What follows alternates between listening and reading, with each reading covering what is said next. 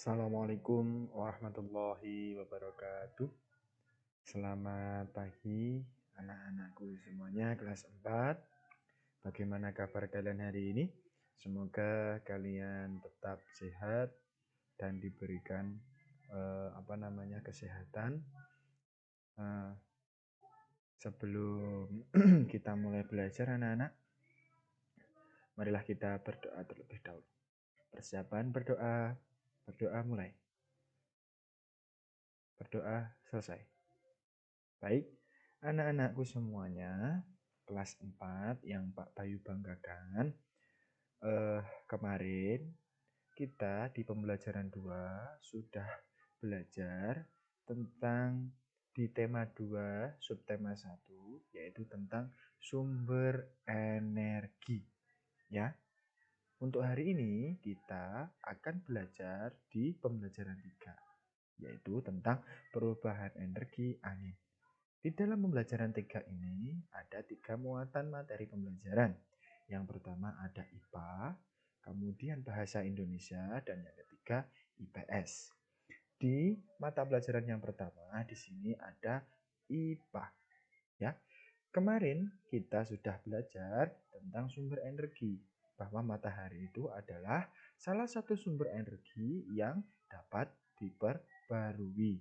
Nah, di sini ada juga sumber energi yang juga dapat diperbarui selain matahari, yaitu adalah angin.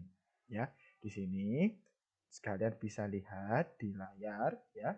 Bisa kalian lihat di sini ada perubahan energi angin. Ada apa dengan perubahan energi angin? Mari kita baca bersama. Angin merupakan udara yang bergerak. Energi angin memiliki banyak manfaat bagi manusia. Salah satunya sebagai sumber energi bagi pembangkit tenaga listrik. Nah, kemarin matahari itu sangat memiliki banyak sekali manfaat untuk kehidupan sehari-hari. Untuk manusia itu sangat memiliki banyak manfaat. Nah, untuk kali ini, angin demikian pula banyak sekali manfaatnya. Salah satunya yaitu sebagai pembangkit tenaga listrik. Dengan menggunakan apa? Nah, ini dengan menggunakan alat ini namanya apa? Baling-baling atau turbin ya ini. Kalau di pesawat itu turbinnya ya. Kalau di helikopter itu baling-baling kayak helikopter ininya. Nah, yang dirubah itu energi apa? Yang dirubah itu dari energi gerak menjadi energi listrik.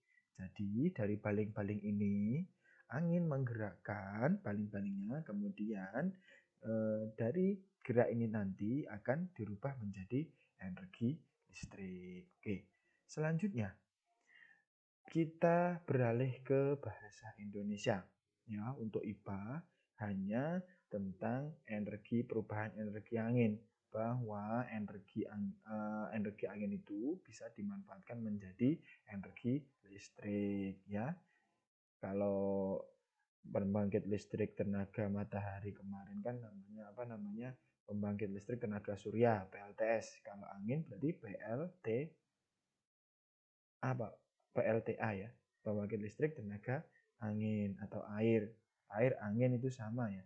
Air juga salah satu sumber daya alam yang dapat diperbaharui. Oke, selanjutnya di bahasa Indonesia, di sini identifikasi informasi dalam teks petunjuk. Kemarin Pak Bayu sudah menjelaskan di video sebelumnya bahwa kalian kemarin Pak Bayu menjelaskan ke kalian tentang bagaimana kita mengolah informasi menjadi bentuk peta konsep agar kita mudah untuk memahami sebuah materi, ya, memahami sebuah materi, mungkin buku bacaan seperti itu. Kemudian di sini ada identifikasi informasi dalam teks petunjuk. Ya, cara mengidentifikasi informasi dalam teks petunjuk. Nah, ini ada caranya dalam mengidentifikasi informasi. Mengidentifikasi itu apa toh? mengidentifikasi itu adalah mengolah, memilah informasi yang kita terima sehingga kita bisa dengan mudah untuk menerima informasi tersebut. Caranya adalah dengan pertama ya, ini dalam teks petunjuk. Cara mengidentifikasi informasi dalam teks petunjuk. Pertama, membaca intensif. Apa membaca intensif itu? Membaca intensif itu membaca dengan seksama. Membaca dengan memperhatikan kalimat per kalimat agar tidak ada yang terlewatkan. Dibaca terus menerus. Nah, itu adalah membaca intensif, secara intensif. Kemudian yang kedua ada membaca memindai ya. Jadi membaca intensif atau membaca memindai. Jadi kita amati betul-betul tiap kalimat, tiap apa maksud dari paragraf ya seperti itu. Oke, selanjutnya di sini ada terkait informasi tadi ya. Tadi kan kita mendapat mengidentifikasi informasi dari teks petunjuk. Nah, di sini ada menceritakan informasi berdasarkan gambar yang diamati. Misalkan contoh seperti ini. Misalkan kalian disajikan sebuah gambar ya. Misalkan sajian sebuah gambar ini ada gambar orang tua ya, seorang nenek yang sedang sedang memungut sampah kelihatannya ya. Jadi dari gambar ini kalian bisa mendapatkan informasi ya, bisa menceritakan informasi yang ada di gambar yang kalian amati. Di sini ada contohnya. Dari gambar ini, informasi dapat diperoleh dari gambar. Ya, tadi informasi itu dapat diperoleh dari gambar. Informasi dapat diceritakan dengan menjelaskan bagian-bagian gambar secara detail dan terperinci. Sampaikan juga gagasan pokok sesuai gambar. Oh, ini adalah bagaimana cara kalian untuk membuat atau menceritakan informasi berdasarkan gambar yang diamati. Ya, langkah pertama adalah informasi dapat diperoleh dari gambar. Informasi dapat diceritakan dengan menjelaskan bagian-bagian gambar secara detail. Kemudian sampaikan juga gagasan pokok sesuai gambar. Jadi intinya kalian jika melihat sebuah gambar yang berisi tentang sebuah kegiatan itu mengandung terdapat informasi di dalamnya. Kalau contohnya seperti ini, ada seorang ibu sedang memungut sampah di di daerah sampah ya, kayaknya di pembuangan sampah, tempat pembuangan sampah ya ini sepertinya. Nah, seperti itu. Oke. Kemudian bisa juga diambil informasi, oh dari segi pakaiannya orang ini terlihat seperti orang India, dari negara India. Oh, ini kelihatannya orang yang tidak mampu. Nah, dari situ bisa terlihat, dari gambar itu bisa terlihat informasi-informasi lainnya. Oke, selanjutnya di muatan PKN. Oh iya, sorry tadi Pak Bayu bilangnya IPS ya.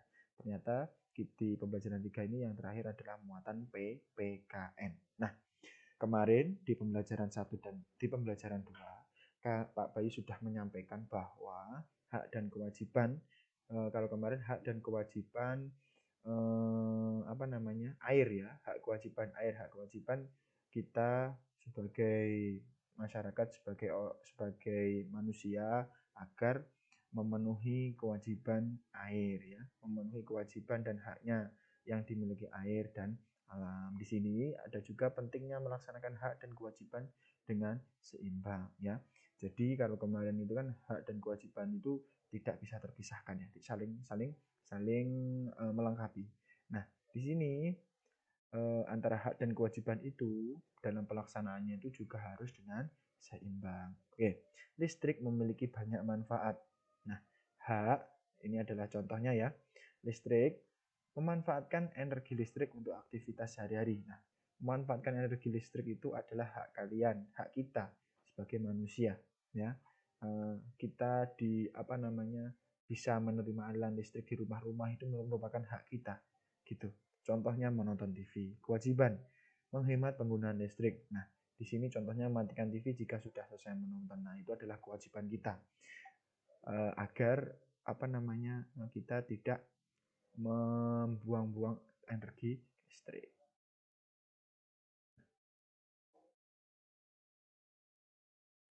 Kemudian selanjutnya di sini apa namanya